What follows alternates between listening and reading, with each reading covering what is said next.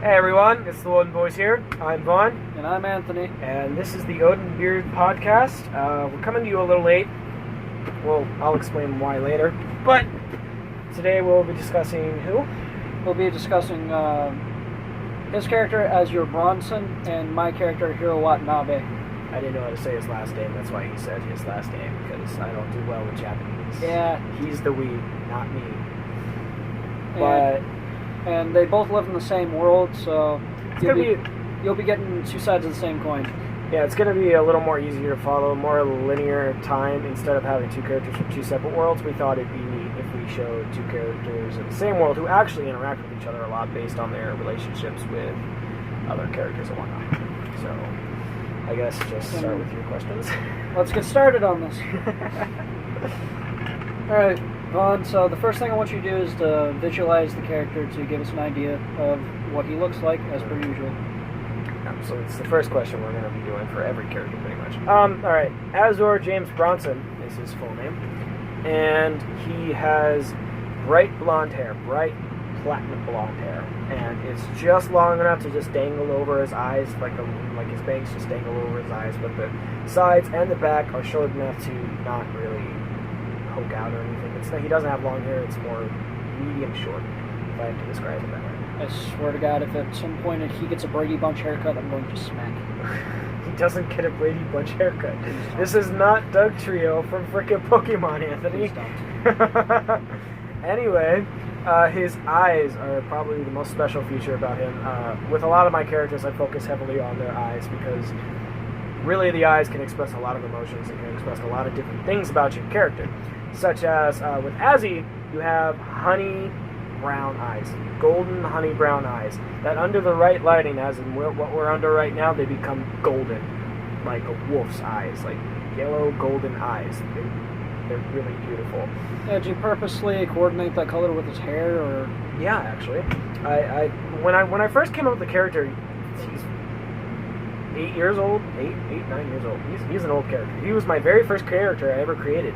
And when I first created him, he actually had black hair because I was in my edgy teen phase. I know that feeling. But now he's your golden boy. Now he's my golden boy. But he always had the yellow golden eyes under the right lighting. It's always been under the right lighting because you can't really have gold without the right lighting because it's not just two colors mixed together. He has not a sharp jawline like yours, sort of like mine, but just a little bit sharper. His cheekbones are very defined. He is muscular and toned from all of his running because the boy runs everywhere. So he's built like a marathon runner. Yeah. And his apparel, he is always in some ratty clothing, some terrible ratty clothing. Like gray shirt, tattered green jacket, black jacket, yellow jacket, whatever he can get his hands on, tattered jeans. He looks like a homeless man, because he lives like a homeless man. When all you do is work in the shop, you're going to be tearing that shit up, too. Yeah. His most special trademark item when it comes to apparel is his yellow and blue scarf. And his mother knitted it for him when he was a young little boy, and he's always kept it on him ever since. He never really takes it off unless it's to wash it, repair it by sewing it back up, or just scent it with his own signature cologne, because he makes his own cologne. Yeah. And that's really the best I can describe him visually, so everyone understands what they're thinking about. Well, what about his height and weight? Oh, he is 6 foot, same as me, and he is 172 pounds. I'm always very specific with height. Like, it's never like 170 pounds, 175, 180. No, I always like it having like a weird number, because I feel like it makes it more personable to the person. Like, because not everyone is 160, 165, and I don't like to estimate like that. Yeah. Of course, his weight probably fluctuates a bit too, but at the same time. Yeah, it depends on how when he moves, or when he's not moving, or when he's staying in an area for a couple months, it goes up a little bit. But when he starts to run again, it starts to go down. Yeah. All right, moving on. What's his personality like? Oh boy. Yeah, let's get a crack into that. Oh lord. Broken mind. It's not necessarily broken, but we'll get into that. Okay, so his personality, Azzy is a very optimistic human being. Like, he's very optimistic. He has the best hopes in mind for everyone he comes across. He sees the goodness in even the darkest of people. He refuses to believe that anyone is complete evil. So I wish I could be that fucking optimistic. I really do. It's his driving force. That's the main personality trait when it ever comes to Azzy. He is more than willing to go out of his way to help whoever comes in his path. He's a very helpful, very, very loving individual, and all he really wants to do is just help whoever he can while he's on the run, because he's always on the run. Yeah, so he's incredibly selfless then. Yeah, to a very death-defying fault. He has intense bad luck. I don't know if that's part of his personality, but oh my lord, is his luck terrible. It's so bad. The guy literally took the trash out one day and got involved in a gang war. I'm not kidding, that is actual canon. The guy took his trash out and the shootout happened, and because both gangs were worried that he saw their faces, they started chasing him because they needed this guy dead before he snitched them out. Got involved in a gang war by taking the trash out. But, what else? He is intelligent, obviously. That's definitely one of the... He has a stuttering deficiency. His mind moves so fast that his mouth can't keep up. So it causes all of his words to sound fragmented, as well as word salad. He will say words, even letters, out of order. Like, sorry is like raw sorry. So is there any times where he sounds like he's the real-life person having trouble with autocorrect? Yes, all the time, really. Because his mind moves so fast, as I just said, his mouth cannot keep up with him. So he just talks in word salad as well as stuttering because he's trying to focus enough to portray these thoughts that come through his head for a conversation. Yeah, it seems like he'd probably say some stuff like he'd try to say pancakes but accidentally say panther. Yeah, he pulls that a lot. Anything? What's next? And what's next on the list is what was it like for him to grow up? What did he deal with as a kid? I never really get to expand on this when I'm writing him or when I'm even talking about him, because his childhood is kind of a murky gray area. He grew up, the moment he was born, everyone knew there was something weird about him because he didn't come out crying. Like all babies do, because they're in pain. So they probably thought he was stillborn, didn't they? Yeah, when Azzy was first born, he didn't move, he didn't even open his eyes, he was incredibly still. The only thing that kept the doctors from thinking that he was a stillborn was a tiny little stethoscope to see if he had a heartbeat, which he did.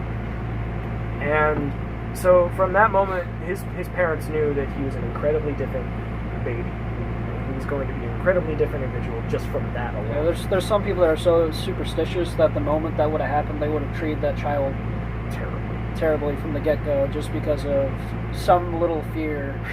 The one good thing in Azzy's life, though, is he had very loving parents, very accepting and very interested in his self-growth as a person.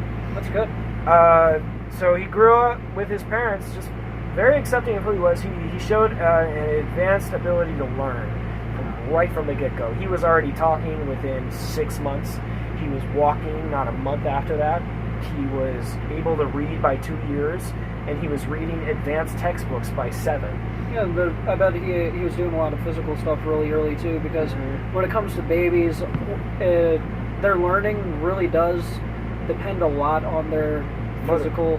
Yeah, on their motor skills, on how they develop their motor skills. The faster their physical attributes develop themselves, the faster their mental attributes can also develop themselves in kind. Exactly. And Azur, as I call him Azzy, that's his nickname, he is in the entirety of my multiverse, he is the smartest character I have, and he was a child genius from the get-go. He was always intelligent. But he also encountered that speech deficiency where, even from a young age, he couldn't talk right. Only his parents couldn't understand him, the kids around him couldn't understand him, and as a child genius, he grew up very fast, went through grade school, high school very quickly. I can't imagine, though, getting treated too well in schools, because nobody liked him. Yeah, kids don't treat the egghead very well as if you stuttered. Children are cruel. Man. Let's be real here. Children are freaking vicious is what they are. Yeah, you'll never find anything as innocent or cruel as a child. Yeah, because they just figure out what means the most to you, and then they just tear it apart. I don't know how they do it. I remember doing it as a kid, but I don't remember how I did it. I just said things. Yeah, you would just pick out you would sense their insecurity and be like, oh yeah, you're a fat bastard. Something like that. We were just horrible as kids. Yeah. But he already graduated high school by 12. He had already gone through MIT at 14, and he went to Harvard on top of that. He went through MIT and Harvard during the same time, mind you, at 14, and graduated from both. Did he ever deal with anyone that tried to rival him and get frustrated as a kid? Not really. It's just because nobody could compare it to him. There was no child genius that could literally compare to who Azzy was as an intellect. Because he's engineered, as I have always engineered, to the Einstein of our time. The Einstein, the Oppenheimer, the Socrates, the Aristotle, the Da Vinci. He's supposed to be all these people in one. Oh, it looks like you're covering our next question, so we may as well skip that one. Well, no, I'm just going over that specific talent in general. He's just an intelligent person. Yeah. And growing up, it got him a lot of bullying. He did get bullied. I'm not trying to dodge around that. He did get bullied as a kid because he was the egghead. He stuttered. He couldn't talk right. I like how he remains optimistic despite being bullied, though, because there's a lot of people that really can't do that. There's a lot of people who end up cynical. There's a lot of people who end up pessimistic. And he is... and he's so hopeful, even with all these people. He was bullied by these kids, but he still sees in them such amazing potential, just in themselves as individuals and in the human race in general. He's just an optimistic person. No matter what you do to him, he just stays optimistic. Take a piece of advice: be more like Azzy. Stutters included. Stutters included, because trust me, you will be adorable. What's the talents, right? Yeah. What talents does Azzy have? Obviously, he's intelligent. Yep. But the most notable isn't even his raw intelligence; it's his MacGyver ability. The guy can make anything from anything. You could put the most random of objects in front of you, and Azzy can make something that could defend himself, disable his enemies, or he could make something. He could take this cup, the candle right there, that guitar, and say a ketchup bottle, and make some kind of energy source from it. I can't explain how, because I don't have that in my capability. I just know that he's capable of doing that. Well, considering the candle is an ignition, there'd be that right there. You could probably think of some crazy way to convert that to electricity using the guitar chords. Yeah, somehow, some way. And throughout his life, he has to use this a lot, because his bad luck lands him in such deep water in so many bad situations that he literally does have to MacGyver his way out of situations. Yeah, he does things they can't even account for. They're like, oh, he's just stuck in a room, nothing could happen. Something explodes. Something explodes, and they bust in the door and find Azzy not there. Yeah. His other abilities include, well, obviously, with the MacGyver comes in the tinkering and the inventing, and hi, cat. That's Minion. We briefly stop this for a moment, just for the kitty. Experienced some technical difficulties. Apologies for that one. So going on, as I said, his tinkering abilities, which come with the MacGyver, he's very good at piano. He's a wonderful pianist, and he actually composes a lot of his own music. All that comes to mind is that one song that's like da na na na na na na. I don't know why.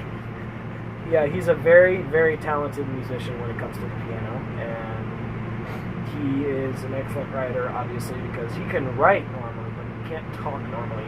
It's a mental blockage formed early on by speech deficiency. That's something both you and I deal with, because I stutter, I do all kinds of stuff. I'm very crude in my speech, but when I write, I sound like I'm in college or something much greater than what I actually am. Yeah, I say a lot, as you guys are obviously seeing.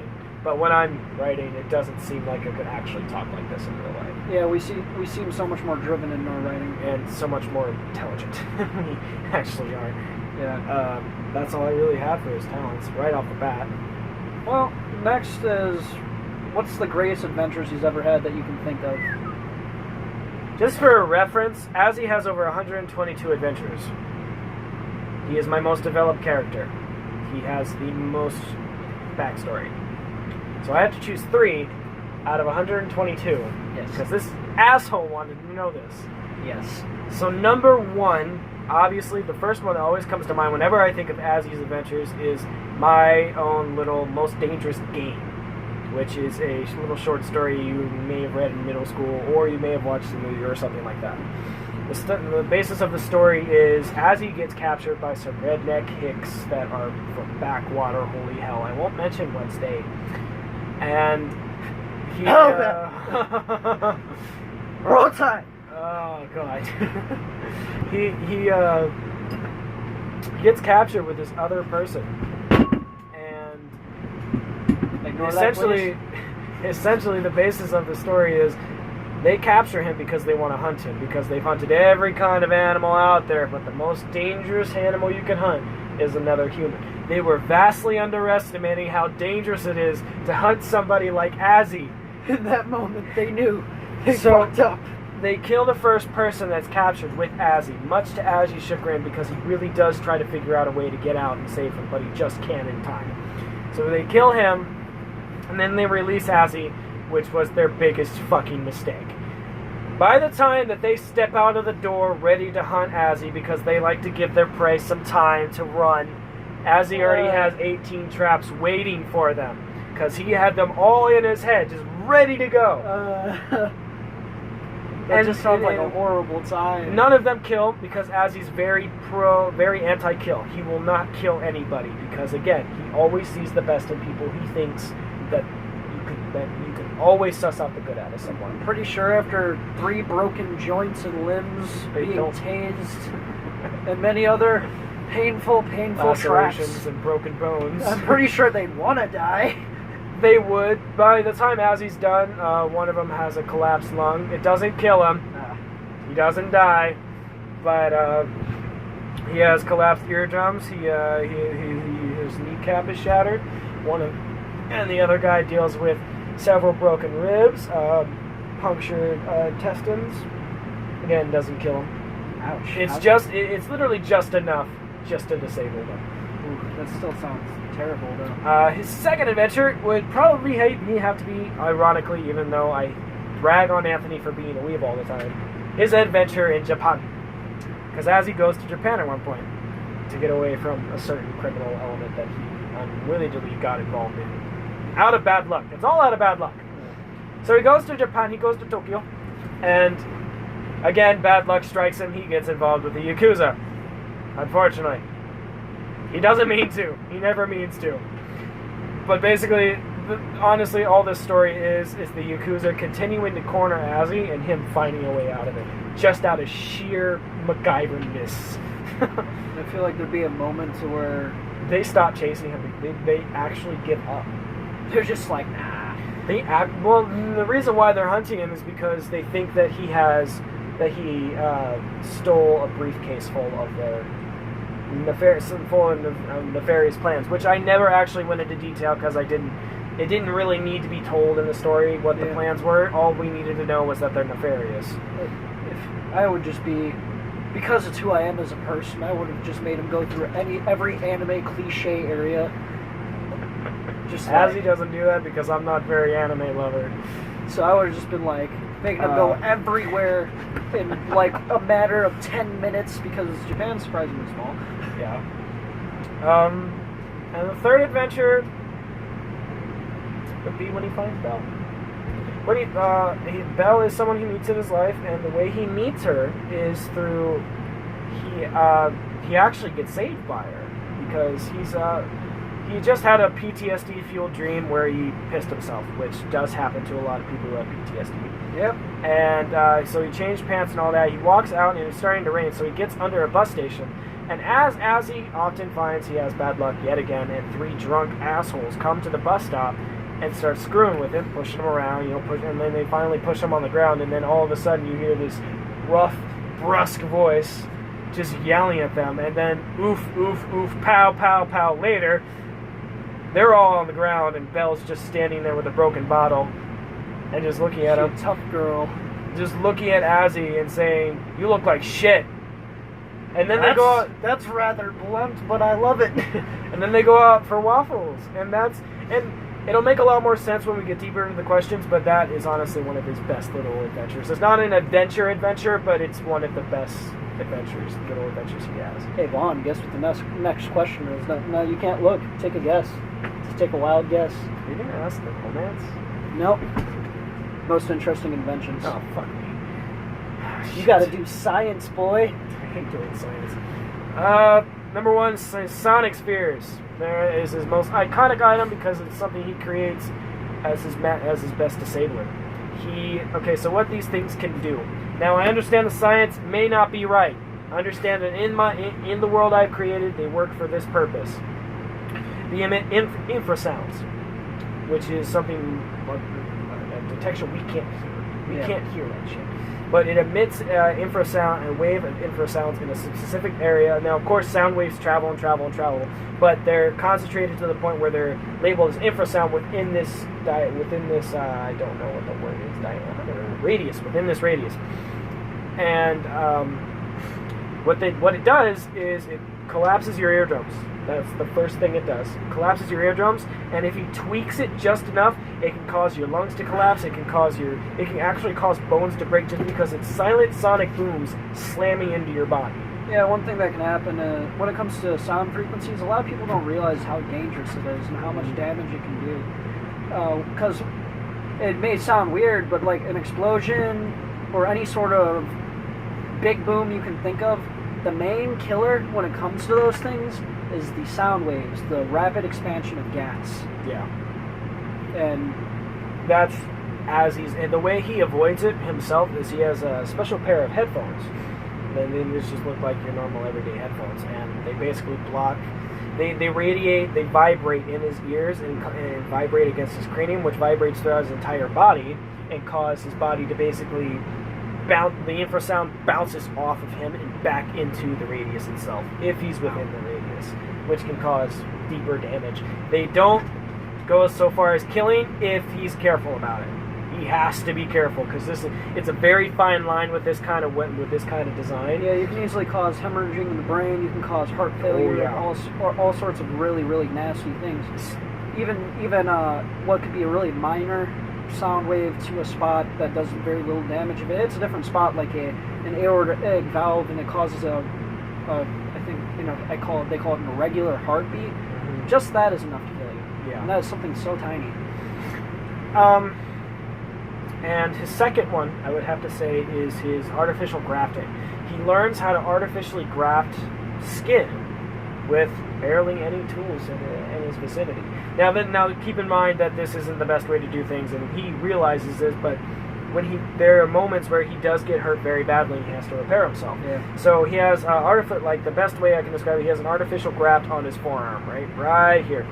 And the way it looks to any normal person, the skin looks strange. It looks bumpy and weird and irregular, and the scar makes it look like someone carved his arm, literally carved a piece of his skin off. Yeah. And he does this through basically just, I can't even really tell you what elements he uses, because this, again, beyond my capability of understanding, but it'd probably be mostly carbon, I would think. That's what it was when I researched it. I have to research it again. I admit I'm a little out of practice when it comes to the science. I think there's, you can get what is known as like it's like the walls of cells, and that helps make sure some things can grow back. There's some people that have even like regrown the tips of their fingers using that stuff, and it's so weird. Yeah.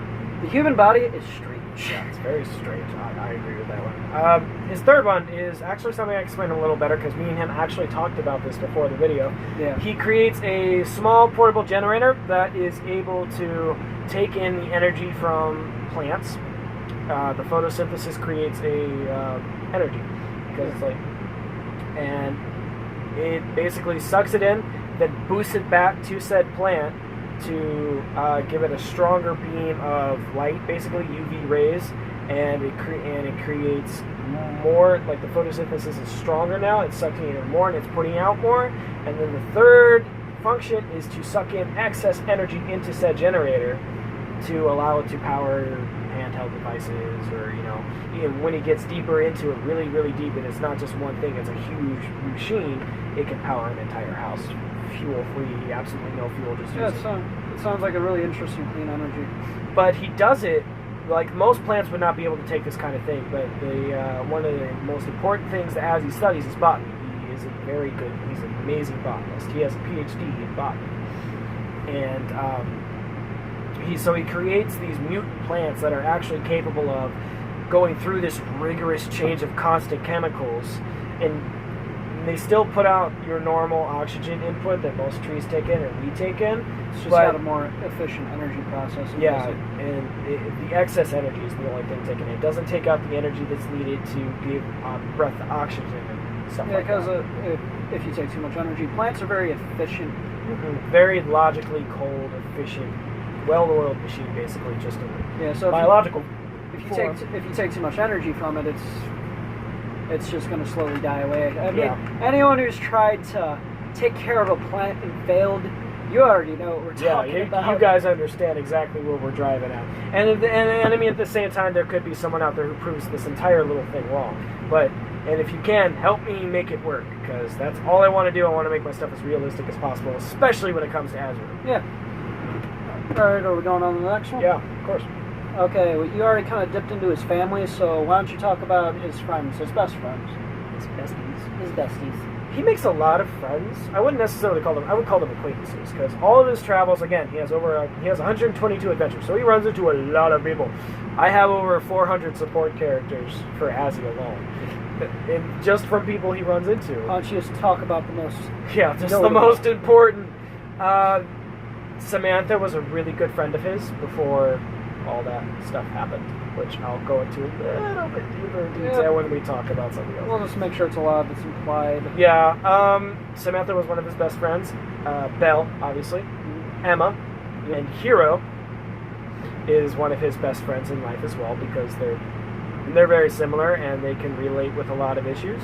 Yeah, the two of them can understand each other a lot more than anyone else could when you think about it. Exactly. And really, he doesn't really make any friends beyond that. He makes a few friends here and there, but those four are the most important in his life. They're the ones who have the most impact. Even Emma has a deep impact on him that I don't really get to talk about much, because Emma's not really the focus of that entire thing. She plays an important part, mind you. It's just she doesn't have the importance of Belle or Hero or Samantha. She's more like a little sister. Yeah, that's exactly how she's viewed. It's not that she's not important. It's just that in the grand scheme of things, she doesn't have as much importance as the three characters I just mentioned. And I'm pretty sure or even Hero's like a little brother to him too. Very much so. What's next? All right, this is going to take you a while. Get into his romance, my dude. Fuck me. Okay, first off, I want to make this very. I love Belle. Belle is amazing. One of the best characters I've ever seen written by, and she's written by a very close friend of ours. I'm gonna omit her name for now because I'm sure she doesn't want me speaking it. But she is a created character from another person, not my character. But I love her so much. She is so bitchy, and her personality is so engaging, and the way that she mixes with Azzy is just okay. He only loves her because she can kick his ass. No, Azzy and Belle have a very turbulent relationship at the beginning, because Azzy spends the entire time knowing that in the first 6 months he knows Belle. He thinks she hates him, and that she only puts up with him because she wants to be a good person to help him out in a tough spot. So he thinks that she hates him, that puts up with him just because she wants to be a decent person. Me too. So for him, it was always love at first sight. The moment he saw this skater girl walking around, love at first sight. He could not stop. She was always in his thoughts after the first time they met. And then you could say that it was a striking meeting. I hate him. And then they go out for waffles. And one really cute thing about their relationship, Azzy doesn't like waffles. He despises waffles. But she continues to make them for him over the years just because he felt rude rejecting waffles at this first time. So she thinks that he likes waffles. And he continues to eat them just because Belle made them. Whoops. So their first 6 months, Azzy thinks he hates her. Then he goes away for a while. On his fucking deathbed. I have a secret. What? I hate waffles. What? Belle would literally go, what the fuck? I've been feeding you waffles for 70 years. What are you doing? Oh no. He goes away for a while, which again I'm going to mention when we get to the question, when we get to another question. And when he comes back, that's when both he and Belle realize their intense feelings for one another. Because Belle actually loved Azzy from about a month in, she started to have feelings for him. She never really noticed it until he was gone. And that's when they both noticed just how much they cared, just how much they wanted one another. So when he comes back, he's really messed up when he comes back, so it takes him a really long time to get into those kind of talks. But when they do, it's such a sweet... When me and her wrote that scene together, it was one of the sweetest scenes I've ever written in my life. It was so amazingly sweet. He was finally noticed by his senpai. The thing that makes Azzy and Belle really special is they're two very different characters. Vastly different. When you look at their characters on paper, the first thing you're going to ask is, how the fuck did they happen? Because it doesn't make sense. Yeah. Azzy is intelligent, but he doesn't know how to talk right. Belle thinks he's talking nonsense a lot of the time because she can't translate a lot of it until she spends more time with him. Well, literally, it's like they're sitting together. Physics, physics, physics. That's actually how it gets when she gets to understanding him. Because even though that she can understand his stuttering in his spaghetti language now, she doesn't know physics. She's a very simple-minded person. She doesn't have the intellect as he does. She doesn't have the field range that he does. And by no stretch of the word is she a dumb girl. No, she's not stupid. It's just compared to... Azzy's very... He makes us look stupid, honestly. He makes me look like a fucking idiot. That's what he does. I look like an idiot writing him sometimes because I have to do all this science and I'm like, I'm doing this so wrong, and he would yell at me if he knew I was doing this wrong. Boy, this is not how this works. Holy shit, you're speaking normal for So there, again, it's yin and yang, which is why it works so well in my opinion, because they're two very different characters, yet the love they have for each other allows them to encompass this huge bridge between them. And it is the best romance I have ever written. And it will always be the best romance I will write. Even when it comes to characters like Odin and whoever I match him up with. Because I read Condit Maslin's no longer his love interest. I was going to say. Saga and Odin in Chronicles. Even Sarah and Marcus. Or Sarah and Gale. I have written no better romance than Azzy and Belle. Not even Jet and Clint can compare. That's our babies getting together to make more babies. Yes. Okay. Are we moving on to the next one? Of course. Okay. Why don't you tell me about his internal conflict and how he solves that? Because everybody gets sad sometimes. People always get hurt. No matter what he does or what he tries to do, someone always gets hurt in every single adventure he has. That's probably a good reason why most of the people that he meets just end up being acquaintances, isn't it? That's a lot of the reason. A lot of people actually become his enemies because things just happen, and a lot of it's just a complete accident. He doesn't mean for any of this to happen. He's just trying to keep himself safe while also trying to keep these new people that he just found that he cares about safe. But life never goes that way. Life is chaos. Life is randomness, which is a very important focal point of Azzy's entire adventures. So he deals with a lot of that. Which correlates with the PTSD. His PTSD is the most prevalent issue he deals with on a day-to-day basis. And when he gets to the point where he gets tortured, which he does, it gets so bad that even to this day, even with Belle helping him as much as she does, even with... Sorry for the technical difficulties. We return to our regular scheduled program. What was I? You were talking about his PTSD. Okay, yeah, when he gets tortured, his PTSD gets so... And it all gets so bad that he still deals with night terrors even years after the process. Because it never fully goes away, even as he copes with it. He copes with it with Belle's help, and eventually with Jet's help, and Vivaldi's help, because, family. Hero helps out, and Emma helps out. Everyone helps each other out in that family. Yeah. So... But it never goes away. He still has night terrors. He still wakes up shaking in cold sweat, and it's never, because he's seen so much and seen people do such vile things that it just never fully goes away, as I've said 7,000 times. Yeah. Another one of his eternal struggles would most likely be he has a very big fear of not being a good dad. like he knows how disabled he is. He knows how bad it is to talk to him. Actually, he knows. I relate to that a lot terribly because I'm not thinking about having kids yet, but I always feel like I would make a terrible father because I'm terrible. I'm terrible at paying attention to things. I'm emotionally distant. I'm cold and apathetic. I'd be the dad to where it's like, Dad, I'm sad. That's rough, buddy. He gives himself a lot less credit than he should give himself. But returning to Azzy, he has this.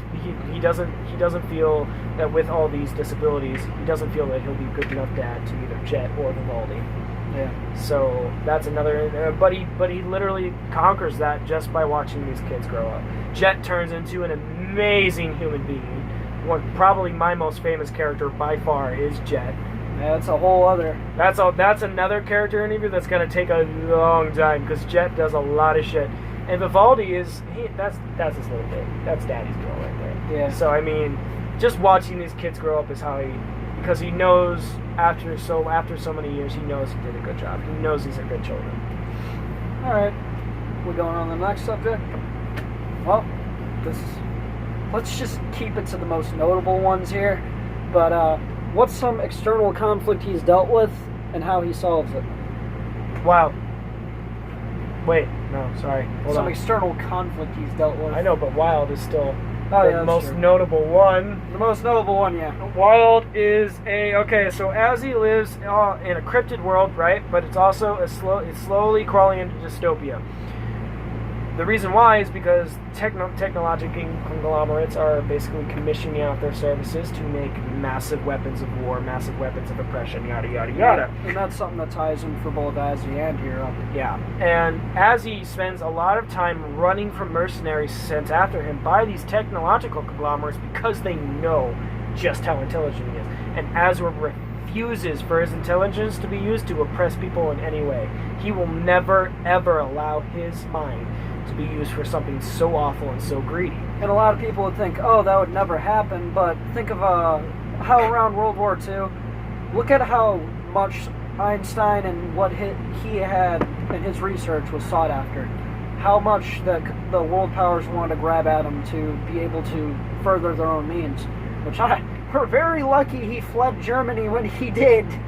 Dr. Robert Oppenheimer was also very famous for that because Dr. Robert Oppenheimer was the one who basically invented the nuclear bomb. Yeah. Einstein came up with the theory, but Oppenheimer did the technical crap. Yeah. And isn't he also German?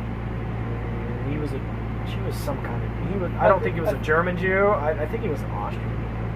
I'm not sure. I don't know enough about him to really say. I'm just saying what I think I remember. But it's still a blessing that both of them got away. Yeah, both of them ended up in a position to where they weren't to be used by these oppressive people. Yeah, and as I said, Azzy is meant to be the Einstein of his time. He truly and really is the smartest one of his age. Yeah. And so, of course, everyone wants him. Everyone wants to get him. So that's initially why he goes on the run, because the first mercenary comes after him, and guess who it is? Wild. Really? He was the first one? Wild was the very first man to come after Azzy. He was the first man to send him on the run. He's been dealing with him for a long time then. Very long. I thought it was more recent. Nope. Now this is where Wild's obsession starts, because Wild has never failed a mission. Yeah. He is the perfect mercenary. He's always succeeded until Azure. Azure got away. I'm guessing he always prided himself as the perfect professional. Yeah, he probably didn't seem all that. He didn't probably seem all that bad at the time, but he's always been a little fucked up. I'm gonna keep it pretty much PG because let me just put it this way: writing Wild out makes me sick to my stomach. It makes me physically sick to my stomach to write out someone that vile and evil. He is a truly evil, disgusting character. Yeah. And his obsession with Azzy turns into such heinous shit that it ends up with him torturing Azzy. When he leaves Bell, as I mentioned earlier, he leaves because Wild has found him and he's on his trail again, and he refuses to allow Bell or anyone else to come to harm. So when he leaves, he's broken up about having to leave Bell and realizing that he loves her, so he's not at the top of his game. And Wild manages to catch him. Now, Wild doesn't take him back to the conglomerate that he was hired by. No. Wild wants to have fun.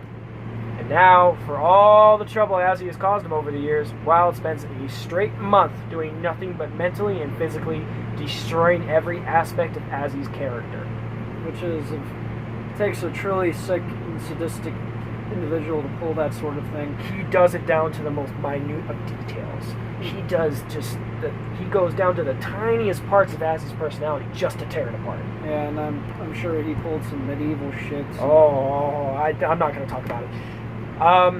And if Azzy eventually breaks out and triggers an avalanche because they're in the snowy white Alps. Yep. And he thinks he killed Wild. Now, this is the very big thing for Azzy, because Azzy doesn't kill. It is not in Azzy's character to kill. He has always strived to only disable, not kill anybody. But he kills this man because he sees no other way to stop him. He's broken beyond belief, and there's just no other way to handle getting away other than triggering this and killing him. And then he goes back to Bell and all that stuff starts. And then Wild comes back yet again, because he's not dead, and targets Bell. And don't target Bell. Never, ever target his Bell. He is insanely protective of her, and at the end of the storyline, Wild is killed by Azzy physically, and Azzy does it by taking a piece of scrap metal from one of Hero's projects and bashing his skull in over and over and over again, all because Wild mentioned that he was going to sexually assault Bell. Yeah. And that he wouldn't be able to stop him. Yeah. And Azzy snaps. Just quick. It sounds like a really... The other notable ones, I won't go into details. Yakuza, obviously, is one of them.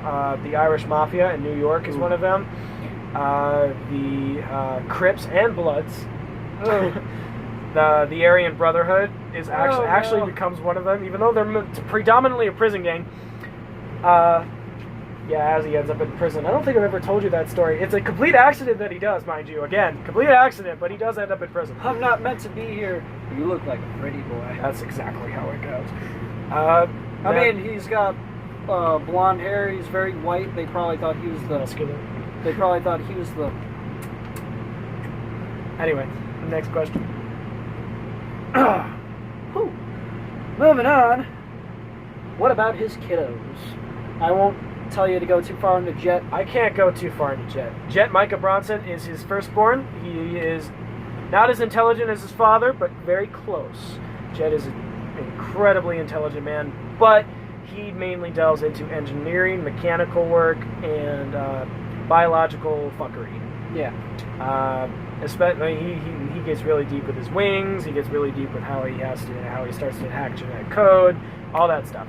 And then you have Vivaldi, who is a lot like Belle. She's not exactly the most intelligent, but she's very spirited, very, very, very beautiful young woman, very, very passionate, and she can do a lot of small things like draw, paint. She's very artistic. That's awesome. And both are named. Jet is named after Belle's love of Joan Jett and the Blackhearts, and Vivaldi is named for Azzy's love of classical music. All right. Okay, moving on to the next question. What do you think would be Azzy's best fatherly traits? Wow. I just talked about his big fear of what he might fuck up with. Yeah, so let's talk about what is actually the best thing he does as a dad. When it was with Jet, the best thing that he ever does with Jet is when Jet's like 5 years old. Azzy comes home with just a tiny little scrap of metal parts, right? Just a tiny little scraps of gear, some cogs, all that stuff. And he places it down in front of Jet. And instead of Jet playing with building blocks or something most kids play with, he tells Jet, I want you to build me something that can walk. Just something that can walk or roll. That's all I want from you. Show me what you can do. And this is the first time that Jet ever talks clearly to Jet. Because Azzy can only talk in straight sentences and straight words when he's concentrating extra hard. Yeah. Or when he's talking to Belle. With Belle, it just comes out. But the first time he ever talks clearly to Dad, Jet's confused because Jet, as all his life, has learned how to communicate with his dad just through the spaghetti language. Yeah. So it's confusing for Jet at first, but then he realizes what he wants him to do. And then Jet creates it. Just does it within minutes. And Azzy takes it and is so unbelievably proud of that moment that he puts it in this special little trophy case he made just for this moment, just for this specific moment. Whatever Jet would have made, Azzy was going to put it in this trophy case. Such a proud, good dad. And he put it in this little trophy case with his name on it and said, every invention that you make will one day go into this in whatever trophy cases I make for you. And throughout the years, Azzy keeps making trophy cases for every little thing Jet makes. Everything. He even makes like a car-sized one for Jet's first car. It gets extravagant and out there. I'm making you a big glass box for this car. And it shows that Azzy is really proud of his kids, and he's willing to go that extra mile just to show them, I'm really proud of who you are. Yeah, he's got a lot of genuine compassion from him. That's really sweet. With Vivaldi, the best thing he ever does for her is he creates her own flower. Her own little flower. That's cute. And he teaches her how to garden. Because she follows him around while he's going through his greenhouse and stuff, and she always followed him around like a little kid, like a little lost puppy, just followed him around, watched him do it, so he taught her how to do it. She still does that to him up until mid-20s. She still gardens with him at least once every week. I would have been a terrible child for him when it comes to that. I'd be like, hey, Daddy, can you make me a Venus flytrap that eats mice? And you know what? Azar would have done it, actually. If that request was made, he would have actually done it. Oh boy! All right, what's next? It's like I'm just imagining a Venus mouse trap now. It just sounds like such a terrifying plant. Yeah. Because you'd probably be able to lose a finger to that. What would be? Oh, that was a hard one. Got it, Tiger? No, Good? I don't have a damn thing about it. God damn, I'm so sorry for you. I don't have a damn thing about it. What would you say is his favorite place that he's ever been to? Bell's trailer. So Bell lives in a trailer. It's an unspecified town in the Northwest. That's all. I don't even know. Like, I literally don't know the town name. I don't know anything. We try to keep it vague anyway. That's true. And it's near the West Coast, is it? Yeah, no, it's Northwest. It's near the forests of Oregon. That's all I really have. Yeah. I was never told, so I don't know. But Bell's trailer is located in just in a little clutch of woods out of town, and it's just your average little day trailer. But when Azzy gets there and when Hero gets there, a workshop is built, a greenhouse is built, a solar array, generators. It looks like a little outpost. Looks like a little community, even though only like 4 people live there for the longest time. A lot of people come and go, though. Yeah, until the kids come, and then the kids start bringing their friends over, and yada yada yada. And it continues to grow. Their friends. The people they're gonna be bringing home, though. God. He's never felt more at home anywhere else. He's never felt any urge to travel while he's at Bell's trailer. Funny thing, and I always talk about this, whenever I mention Bell's trailer, Azzy is not a clumsy person, but every time he walks down or up Bell's steps, her trailer steps, he always falls. Always. He never, ever walks up or down without stumbling/falling. Never. If it was that bad, honestly, I would just start going out the window. It makes Bell laugh. That's why he keeps doing it. Oh, he does it on purpose. Okay. No, he doesn't do it on purpose. He just keeps trying on purpose. Oh. Just because it makes Bell laugh when he screws up. So it's just like, okay, I'm going to do my best not to... Very carefully. He does it slowly, and then on that last lap he does it as slow as possible, and he still twists his ankle and falls over. There would be a moment he very, very slowly, the one time he does it perfectly, he plants that foot down, it's all good, puts his weight down, snaps. Yeah, it's bad, and it's a quirky little thing that actually passes on to Jet. When Jet gets his wings, he can't land properly ever. Ow. Ever. Like, Ow. no, Jet always tumbles and falls. That sounds... Well, maybe he can use that in battle somewhat. He does. He figures out a way, but we're not talking about Jet right now. That's too much. Alright. Next question. This is a hard one. You looked at me weird. It's an interesting one. I think it's an interesting one. Oh, well, you're cocky. Without his deficiencies and weaknesses, how would Azzy be? What is the uppermost limit of his potential, completely unhindered? To be literally the smartest human being to have ever lived in the existence of everybody and everything. Like, I'm not trying to gloat about my character, but he has these disabilities for a fucking reason. They're in place. They're in place to keep him from growing that much. He would be so intelligent that nobody would be able to compare with him. He would be inventing day in and day out just all these things that people could use. It would be absolutely insane. Like the process advances the world a decade within a week. Literally, he can't. The reason why he even has the mental deficiencies is because his mind processes stuff so abnormally fast that it doesn't make sense for a normal human mind to be able to handle that. Which is again why those mental deficiencies are there. It's just it would be such fast processing power. He'd be able to rival most supercomputers. That's how intelligent he is. He'd be able to rival them and beat them in almost any logical thing. Reminds me of those stories you hear about those geniuses going against the chess bots, and sometimes they still win. Yeah, sometimes they still win them. And he would be the guy that wins every time because he's a bit of a cunt when it comes to that. Yeah. But finally, and the final one, it's a recurring thing from the last one. How this boy die? Old age. Same as Odin. It's not the same as Odin. Odin dies from old age, but a lot of it's mental exhaustion that puts on that age because of the whole white situation. Azzy literally just dies of old age. There's nothing like he was able to extend his life with some biological fuckery, but he lives up until he's about 102. He dies a day after Bell dies. He's straight 24 hours after Bell dies. He waits a full 24 hours to die. He dies of broken heart syndrome, basically. It's both old age and broken heart syndrome. He won't live in this world without Bell. And a lot of people seem to always find that ridiculous, but it's actually possible to die of a broken heart, even though it sounds so ridiculous. Yeah, even though it sounds so cliche. But the thing is, there's these tendons inside of your heart, and if you go under enough emotional trauma or stress, regular heartbeat, other things like that, they can actually snap. And if they do, you die. There's no way to really stop it. Yeah, he lived one day without his Bell. And considering how important Bell is to this guy, God. Losing that at an old age, that's a sure way just to take him out. Yeah, Bell is the most important person in his entire life beyond all. Even his children don't compare. Bell is his everything. I feel like his world.